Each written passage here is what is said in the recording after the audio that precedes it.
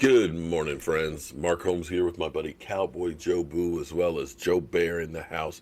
And as always, I want to thank you guys for watching, commenting, subscribing, and being part of the Joe Boo Sports Report. Without you guys, this literally does not work. So let's get open for business here. And football guys, I'm sorry. I'm sorry. I know you guys are up there in the dark. I will get you some new lights today. I got to go out and get my eyes checked because I'm blind as a bat. You know, when you turn 50, your warranty goes out, and all of a sudden everything just starts going to whack. And one of those things for vision. So I got to get the bifolds or the trifolds and all that, so that way I can read and I can actually see everything, which will be great when I have to do my live streams. But don't forget, it's finally Friday, or freaking Friday. The weekend is upon us. So don't forget, Friday night, we have our live stream, 9 o'clock Eastern. We'll be talking about everything that is Dak Prescott, Dallas Cowboys, and Jamal Adams wanting to be traded to one of 7 teams. And also, please don't forget, Dad, Sunday is Father's Day. Now, I know Mother's Day is like that prime rib dinner. You know, that slow roasted prime rib, that king cut that's about this thick, you know, that's medium. It's nice and pink. And they do the arjou reduction with the mushrooms and wine. And they pour that over. And then you get a little hot horseradish sauce, the horseradish sauce to go with that steak. And the baked potato. Oh, man, you got it. The big, we're talking about the big ass baked potato, you know, with the lots of butter and then the sour cream. The cheddar cheese, bacon bits. Got to have the bacon bits and the garlic chop. You got the baked potato, you got the primer, and then you have some steamed broccoli just to look like you're eating some vegetables. That's Mother's Day. We know Father's Day is more like, you know, that McDonald's hamburger. Hey, here you go, Dad. But it's all good. It's all good. Just don't forget about Dad. And shout out to Miss Jackie and Miss Anita. Miss Anita sent me a package. I'm going to wait till Sunday. Miss Jackie sent me one. It's still sitting here. It's teasing me. It's teasing me. But I'm going to wait till Sunday to open it. So thank you very, very much for thinking of me. So by now, unless you've been under a rock where, you know, Eagle fans usually are, you have heard that Jamal Adams wants to get the hell out of New York. He's tired, boss. He's real tired of waiting for a deal. He's got $13.5 million that's due to him over the next 2 years, okay? And he feels like he is one of the top, if not the top safety, and feels he should be paid like it. And as he put it, the Jets said, hey, we want to sign you to a long-term deal. We want to get you. Hey, we want to keep Jamal Adams as a Jet for, you know, forever. But yet they have yet to send over any kind of offer, even a low ball, nothing. And Jamal Adams is kind of like, yo, I'm tired of BS. If you really wanted me, you would have done something. You would have negotiated. And since you're not, then I want to move on. Now, of course, the teams that he listed are teams that are all kind of like playoff and good teams. He didn't say he wanted to go to a bad team. He did not list any bad teams out there. I can't say that I blame him.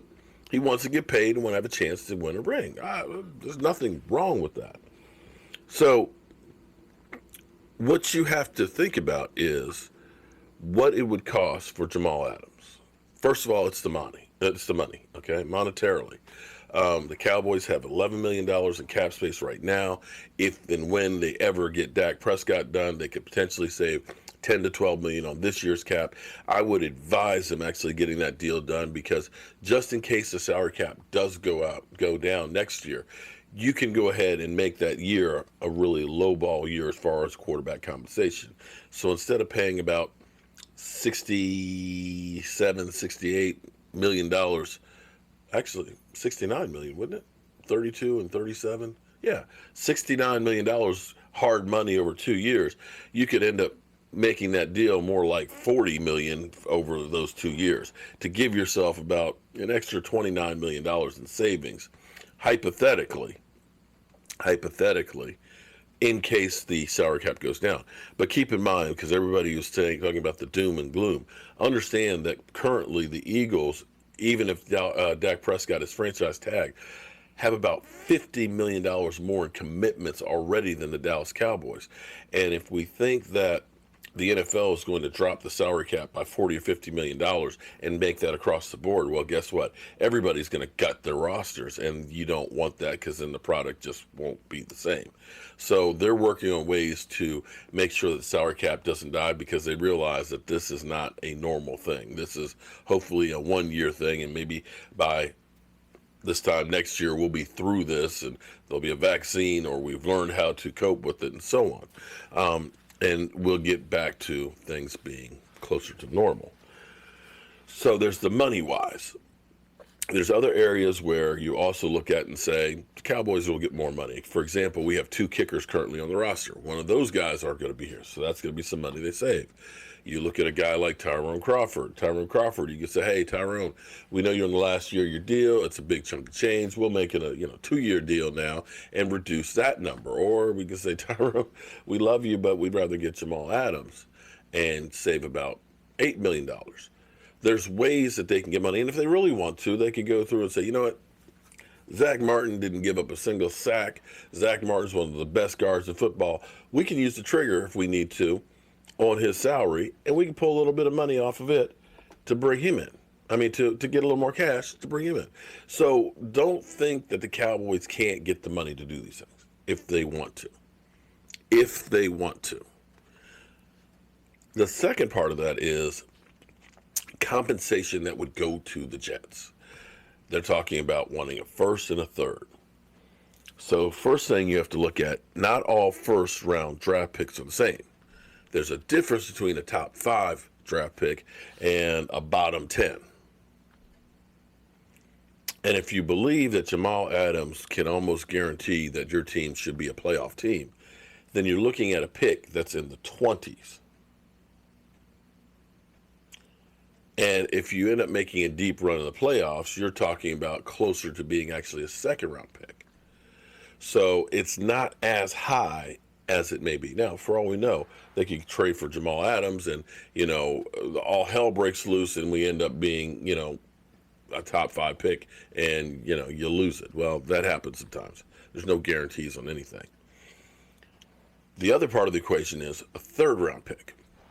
Well, as the talking heads go around, they tell us about, the Cowboys, they lost Robert Quinn, they lost, Byron Jones. These are major hits to the defense. These are things that they lost, but they rarely talk about things that are additions. And I'm not talking about the Gerald McCoys or the Dontari Poes or the Aldon Smiths. What I'm actually talking about is for next year in the draft. Because we lost so many free agents, and this is something that New England has been doing forever. New England rarely signs big free agent contracts because they know if we let them go, we'll get more picks. Almost every year, New England has like 12 picks, compensatory ones. And because Byron Jones is gone, because Robert Quinn is gone and they signed big contract, because Jason Witten is gone, because Randall Cobb is gone, because Malik Collins is gone, because all of these free agents we lost, they look and say, you lost these, but you got these, so we'll figure it out. So we're looking at gaining next year a third, a fourth, a fifth, and a 6th round draft pick. 4 compensatory picks. 4 compensatory picks. So we're looking at having around 11 picks next year. 11 picks next year. We can't keep all those guys on the roster. And when you're saying, the pick may be a 26, 27, 28, chances of getting a guy who will be an impact player are reduced.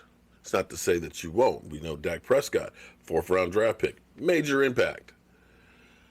But chances are you're not going to get that guy that's going to be a day one plug-in starter that's going to change the narrative on your team. You have to look at Jamal Adams and say, he is.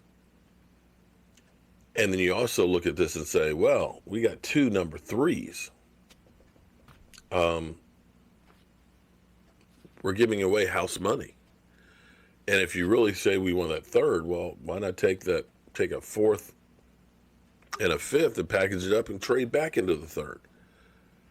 So what we're talking about, you can do if you deem him valuable enough to change your team and your defense. Two things that the Dallas Cowboys defense has not had since the 90s is great inside play, and they drafted a Gallimore and they got a Dontari Poe, and a great safety since Woodson. And these might be the two things that end up taking this defense and turning it around to becoming very, very good. And the common thread, even though we think about the triplets and we think about Emmitt Smith and we think about Troy Aikman and things, people forget that the Dallas Cowboys defense was #1 defense in the NFL during those 90s. That they were getting the ball for the offense. They were giving the short field to the offense. They were giving more opportunities to the offense.